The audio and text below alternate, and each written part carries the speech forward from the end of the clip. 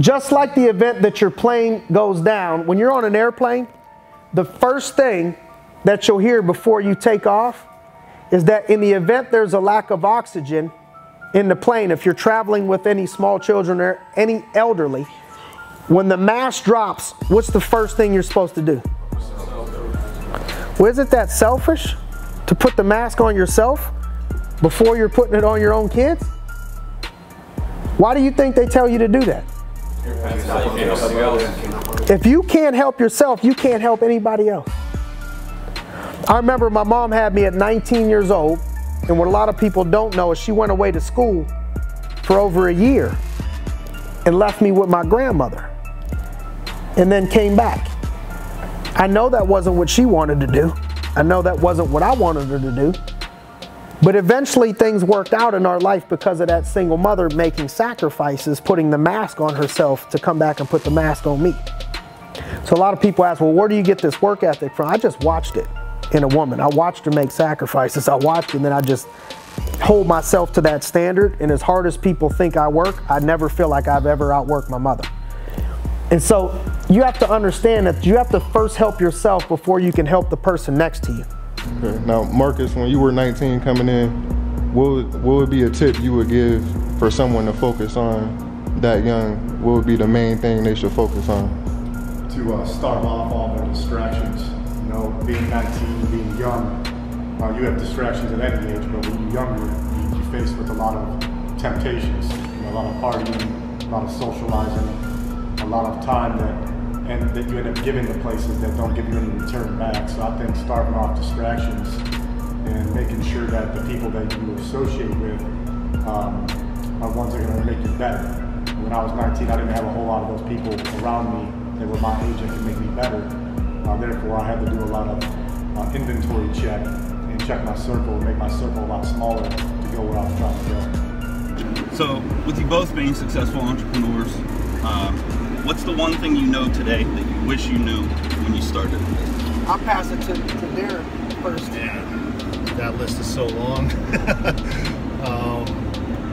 I think I would have to go with. When you go through all the adversities, that the adversities are absolutely necessary to get to where you want to be, and in the midst of going through that adversity. It's not fun, you begrudge it. Sometimes you get resentful because you're going through it and you think, why am I going through this and doing everything that I think I'm supposed to be doing, and why am I not getting results, or why are these people not on board? And I think the lessons that you learn going through that are ultimately what make you so successful, you know, in the long run.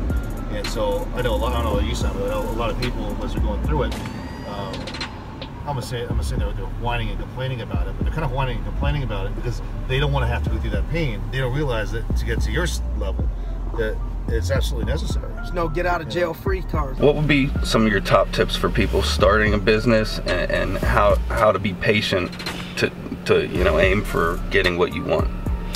To start a business, start with something you love doing. You know, start something you enjoy doing, because there will become times along the process that it's just going to be hard. It's hard figuring shit out. Like, you weren't conditioned as a kid, just to keep this in mind, you weren't conditioned as a kid, since you've been a kid, to become a business owner. Most people were taught skills to become employees, and so you're retraining your mind, you're retraining your life, you're retraining yourself to figure out how to employ other people, and that comes with many different jobs. You'll be. The thing that stands out is why. What do you think would make the difference for somebody that was in this country, and went to college, had a head start, you know what I mean, so to speak, and they come in and we think they're gonna make it, they're gonna be great, and then they don't, and then somebody like yourself does. You know, is it that grit? Is it just not giving up? What, you know, what? How did that happen? Well, I think it has everything to do with what you want, right? So I heard this statement just the other day. I was listening to this podcast, and they said, if you don't get the desired result, one or two things is off. Either you didn't really want it, or you bargained on the price. And so for everything that you want in life, I feel like there's a price. So I felt like I gotta pay my price. And so I think a lot of people today, if you didn't get what you wanted, either you didn't really want it, or you're bargaining on the price. Or you bargained on the price, right? Because there's a price what it is. To what you want, there's a price. You gotta pay that price. If you're not willing to pay that price. Give me some tips for people out there on the hustle. It just comes down to how bad you want it. So if you know what you want, and you never give up, and you refuse to let nothing get in your way, you keep your eye on the prize, you can have it. So to understand that in the hard times, they're just challenges. Someone's just challenging, because if it was that easy, then it wouldn't be worth it. Amen. So just stay focused. If it was easy, everybody'd be doing it. So what advice would you give on work ethic, you know, for somebody that's an underdog, you know what I mean, and how to kind of grind it out? What type of work do you think is necessary to make it at the next level? You know, to make it at the next level, obviously you got to have some of the tangibles. I mean, you have to have the skills, but you have to be willing to do what others. And this is what I say: once you get to the level we talk about the highest level of professionalism, it's not just how hard you work; it's what are you willing to sacrifice. And at the end of the day, that's really where it becomes. And you know, according to what your core values and beliefs, that might change for everybody. And that's why some fade off into the sunset, and they could be okay with it. They might not be okay with it. And that means you just wasn't willing to sacrifice. So it no longer becomes an issue of how hard you work, it's what are you willing to sacrifice. What are you willing to give up to get there? It's always that, give up to go. That's the trade-off.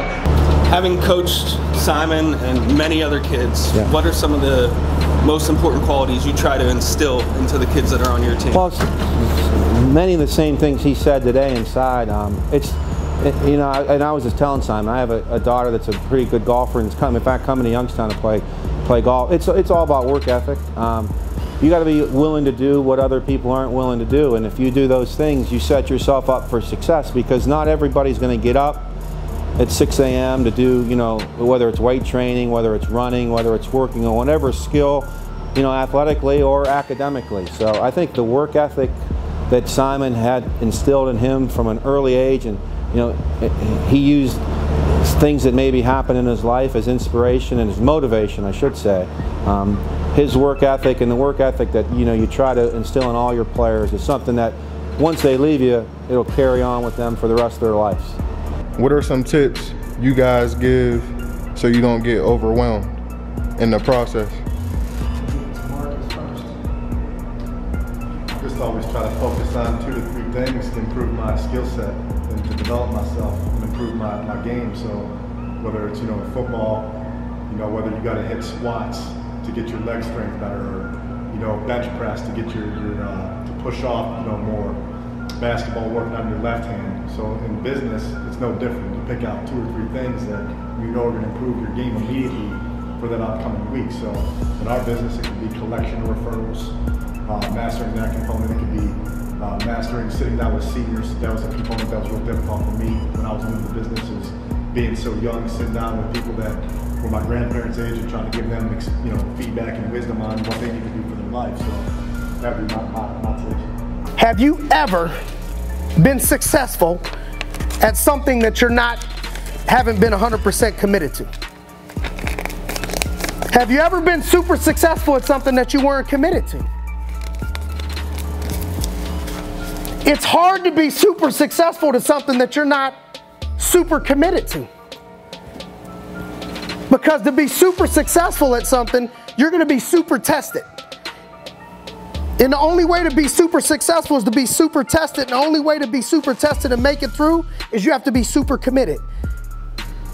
You have to give 100% commitment. This thing is going to take everything that you have in you to get to where you want to be. It's going to take everything. No plan B.